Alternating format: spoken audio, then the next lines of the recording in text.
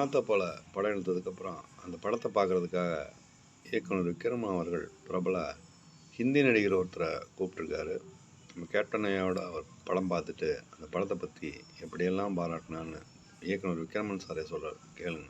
அந்த வானத்தை போல பண்ணும்போது சின்ன சின்ன முரண்பாடுகள் எனக்கும் அவருக்கு இருந்து, நான் இல்லைன்னு சொல்ல மாட்டேன். ஒரு கொஞ்சம் சில விஷயங்கள் செட் ஆகலைன்னு வச்சுங்களேன். அப்புறம் அவர் படம் பார்த்த பிறகு அவர் ரொம்ப பிடிச்சிருந்தது. அதுக்கப்புறம் அவர் எதுவும் சொல்லலை. அதுக்கப்புறம் ப்ரொஜெக்ஷன்லாம் அவர் வந்தார். ஒவ்வொன்றும் கலைஞர் பார்க்கும்போது அவர் வந்தார். கேப்டன் தான் அரேஞ்ச் பண்ணுறார் அந்த ஷோவை, அதாவது கலைஞர் ஷோவை. கலைஞர் பார்க்குறாரு, பார்த்துட்டு படம் ரொம்ப நல்லா இருக்கு அப்படின்னு சொல்லிட்டு வெளியிலேருந்து பாராட்டுறாரு. அப்போ கேப்டன் சொன்னேன், இந்த மாதிரி அமிதாப் பச்சன் அங்கே படம் பார்க்குறாரு, நீங்கள் வரீங்களா, நான் அரேஞ்ச் பண்ணியிருக்கேன். வர சார் அப்படின்ட்டு அவரும் வந்துட்டார்.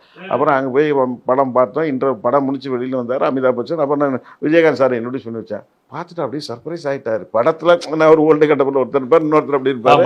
இங்கே நேரில் இவர் கதிர்வேட்டி கதிர் இருக்காரு. அப்புறம் பார்த்து ரொம்ப அப்ரிஷியேட் பண்ணார்.